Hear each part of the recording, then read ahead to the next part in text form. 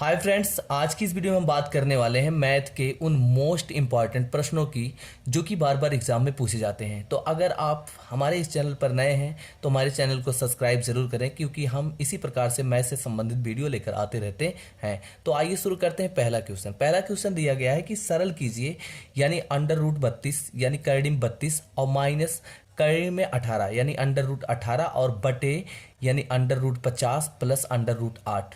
तो इसको हमें सरल करना है और इसका एक आंसर बताना है। तो यहां पर देखिए, सबसे पहले हम क्या करेंगे, इसको लगाने सबसे पहले हम क्या करेंगे, 32 का जो है हम अभाज्य गुणनखंड निकालेंगे। अब अभाज्य गुणन कैसे निकाला जाता है, तो यहां पर हमने लिख लिया 32 और 32 का हम अभाज्य गुणनखंड निकालना सीखेंगे। तो यहां पर सबसे पहले हमारा सबसे छोटा नंबर क्या है, 1 है, उसके बाद 2 है। तो हम इसको 2 से काटेंगे तो 32 2 से कट जाएगा, तो यहाँ पर आएगा 16 दूनी 32। फिर हम इसको 2 से काटेंगे तो 8 दूनी 16। फिर यहाँ इसको हम 2 से काटेंगे तो 4 दूनी 8। फिर इसको हम 2 से काटेंगे 2 दूनी 4। फिर यहाँ 2 से काटेंगे 2 एक के 2। इस तरीके से जो है निकल गया ये 32 का अभाज्य गुणनखंड। यहाँ पर फिर हमें किसके अभाज्य गुणनखंड की जरूरत पड़ने वाली है, 18 की। तो यहाँ पर हम 18 का भी अभाज्य गुणनखंड निकाल लेंगे। तो ठीक है, याद रखना, ऐसे सवाल लगाने के लिए सबसे पहले हम अभाज्य गुणनखंड निकालेंगे। तो यहाँ पर 18 2 से कट जाएगा तो 9 दूनी 18। फिर 3 दी आए 9। फिर 3 एक के 3, यहाँ पर 18 का आ गया। ठीक है, ये अब 18 का अभाज्य गुणनखंड निकल गया। अब हमें अभाज्य गुणनखंड किसका निकालना है, 50 का। यहाँ पर हम निकालेंगे 50 का अभाज्य गुणनखंड इस तरीके से। फिर यहाँ हम लिखेंगे 25 दूना 50 और फिर 2 से नहीं कटेगा 25 तो 5 से काटेंगे यानी 55 25। फिर यहाँ 5 से काटेंगे 5 एक के 5। तो इस तरीके से 50 का निकल गया। अब 8 का भी अभाज्य गुणनखंड निकाल लेंगे। तो 8 का अभाज्य गुणनखंड होता है 2, यानी 2 चौक 8, 2 से कट जाएगा। फिर 2 दूनी 4, फिर 2 एक के 2। इस तरीके से हमने सबका अभाज्य गुणनखंड निकाल लिया। अब यहाँ पर हम लिखेंगे, यानी अंडर रूट 32 दिया गया है, तो 32 का जो अभाज्य गुणनखंड है वो कितना आया है, यहाँ पर हम चेक करेंगे 32 का, यानी 2 2 2 2, यानी 5 बार 2 आया है। ठीक है, तो यहाँ पर लिखेंगे हम 2 गुणे 2, फिर यहाँ गुणे 2, फिर यहाँ गुणे 2, फिर यहाँ गुणे 2, यानी जो ये नंबर आए हैं अभाज्य गुणनखंड सबका हम करा लेंगे गुणा। यहाँ पर ऐसे हम गुणा करा लेंगे। अब फिर देखिए -18 दिया है, तो यहाँ माइनस लगाएंगे और फिर हम 18 का गुणनखंड कर लेंगे। 18 का अभाज्य गुणनखंड लिखेंगे। तो यहाँ पर 2 आया है, यानी 2 गुणे 3 गुणे 3। तो इस प्रकार से हम इसको भी गुणा करा के लिख लेंगे। फिर बटे में देखेंगे कि बटे में कौन सा नंबर आया है। तो यहाँ बटे में आया 50। 50 का अभाज्य गुणनखंड क्या है, तो यहाँ पर 50 का अभाज्य गुणनखंड निकल के आया, यानी 2 गुणे 5 गुणे 5, यानी 2 गुणे 5 गुणे 5। अब फिर यहाँ पर प्लस का सिंबल लगा हुआ, प्लस का निशान लगा हुआ है, तो हम प्लस का निशान लगाएंगे। फिर यहाँ पर 8 का जो अभाज्य गुणनखंड कितना आया है, 2 गुणे 2 गुणे 2, यानी यहाँ लिख देंगे 2 गुणे 2। अब हमें पता है कि अंडर रूट में जब अभाज्य के गुणनखंड लिख दिए जाते हैं तो अंडर रूट में हम जोड़ा बनाते हैं, यानी जिन संख्याओं का जोड़ा बनेगा वो बाहर निकल के आएगा। जिन संख्याओं का जोड़ा बनेगा वो बाहर निकल के आएगा। तो देखिए, जहाँ ऐसे यहाँ पर हमने 32 का अभाज्य गुणनखंड में देखा, यानी 2 का जोड़ा बना है, 2 बाहर आ गया।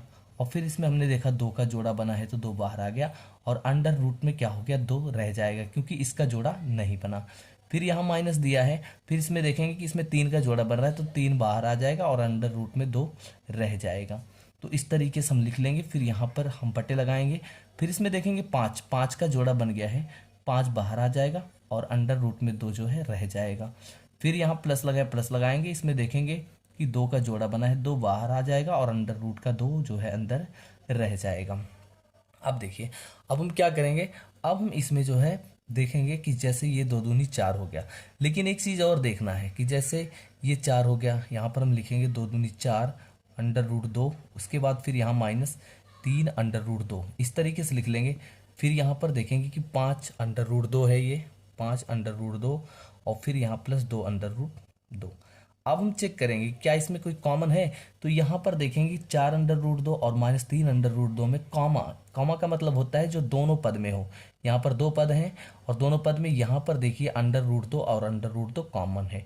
तो यहाँ पर अंडर रूट 2 जो है हम कॉमन बाहर ले लेंगे। तो अब बच क्या जाएगा, अब यहाँ से अंडर रूट 2 जो है कॉमा निकलेगा, कॉमा ले लेंगे तो यहाँ पर बचेगा 4। और फिर यहाँ माइनस का निशान लगे तो माइनस लगाएंगे। यहाँ अंडर रूट 2 निकलेगा तो निकलेगा क्या, यहाँ पर 3 बचेगा। इस तरीके से फिर इसमें नीचे वाले में भी कॉमन ले लेंगे, अंडर रूट 2 और अंडर रूट 2 दोनों पद में कॉमन है। तो यहाँ पर हमने अंडर रूट 2 कॉमन ले लिया। तो यहाँ पर बचा क्या, यहाँ पर बचा 5 और प्लस का निशान है, प्लस लगाएंगे, उसके बाद यहाँ √2 कॉमन लेंगे, यहाँ पर बचेगा 2। तो इस तरीके से अब देखिए अंडर रूट से अंडर रूट जो है कट जाएगा, यानी कॉमन में जब सेम नंबर हो तो वो कट जाते हैं। अब यहाँ पर देखिए 4 से 3 माइनस होगा तो एक आएगा, और फिर 5 और 2 जुड़ेगा, क्योंकि बटे में 5 + 2 यहाँ पर बचा है, ये तो कट के 1 हो गया, यहाँ पर भी 1, यहाँ पर भी 1, तो 5 और 2 कितना हो गया 7। तो इसका जो आंसर निकल के आया वो कितना आया, 1/7 आया। तो ऑप्शन में ये नंबर दिया होगा और फिर हमें यही 1/7 को टिक करना होगा। तो आइए अगला प्रश्न देखते हैं। अगला प्रश्न देखिए, अगला प्रश्न दिया गया है यानी कैडी में 18 × 14 × x बराबर 84 हो तो x का मान क्या होगा, यानी x का मान है तो हमें यहाँ पर x का मान बताना है। तो सबसे पहले अभाज्य गुणनखंड निकाल लेंगे। जैसे यहाँ पर अंडर रूट में लिखेंगे इस वाले पक्ष को, यानी √18 × 14 × x को 18 का जब हम अभाज्य गुणनखंड करेंगे, जैसे कि पहले सवाल में बताया, तो निकल के पहले ये 2 से कटेगा, यानी 9 दूनी 18 आया, ठीक है। फिर यहाँ 3 का करेंगे तो यानी 9 का करेंगे तो 3 × 3 9 आ गया। फिर यहाँ हम 14 का करेंगे तो 2 × 7, यानी 14 का अभाज्य गुणनखंड होता है 2 × 7, और यहाँ पर x जो है दिया गया है और बराबर कितना है 84 है।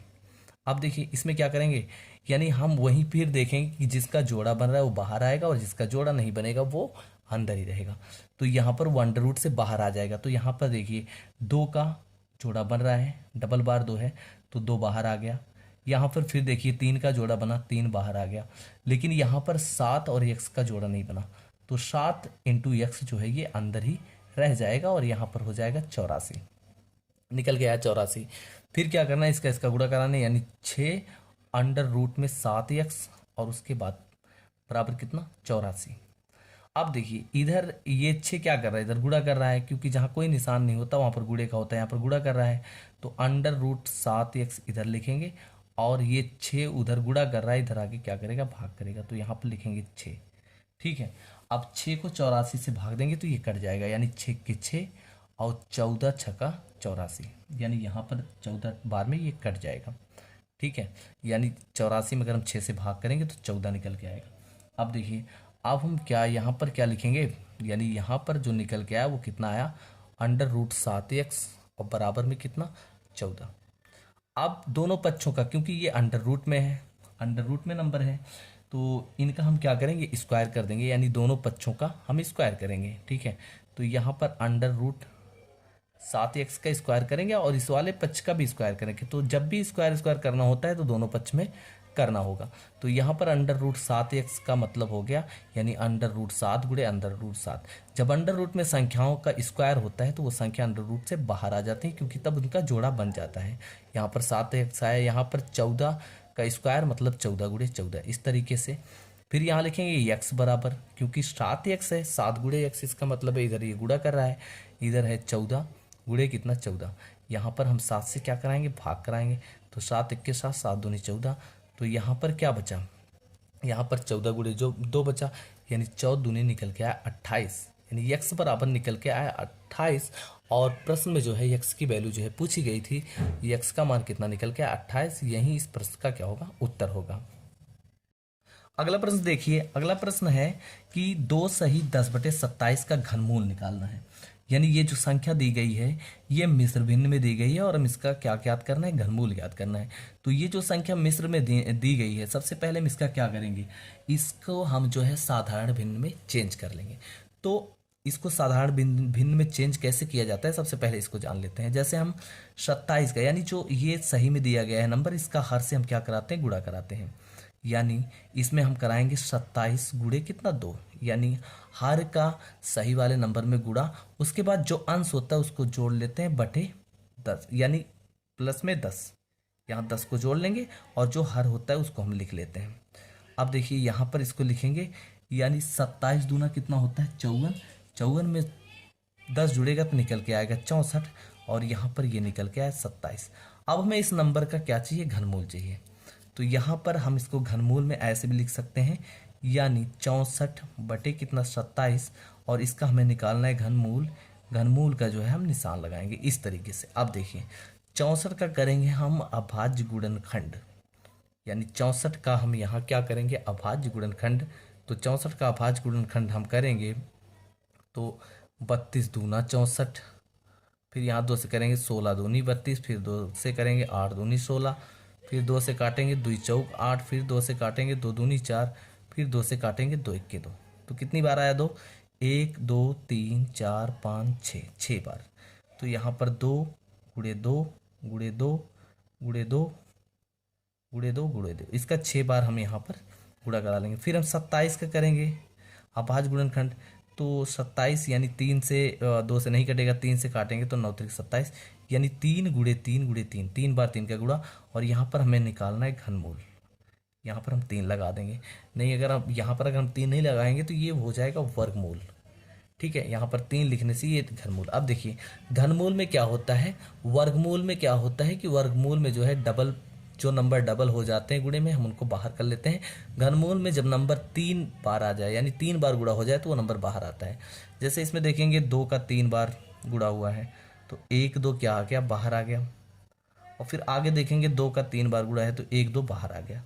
तो यहाँ ये बाहर आ गया और अंडर रूट यानी घनमूल में बचा कुछ नहीं, क्योंकि सारे नंबर बाहर आ गए, क्योंकि 3 के गुणनखंड के रूप में थे।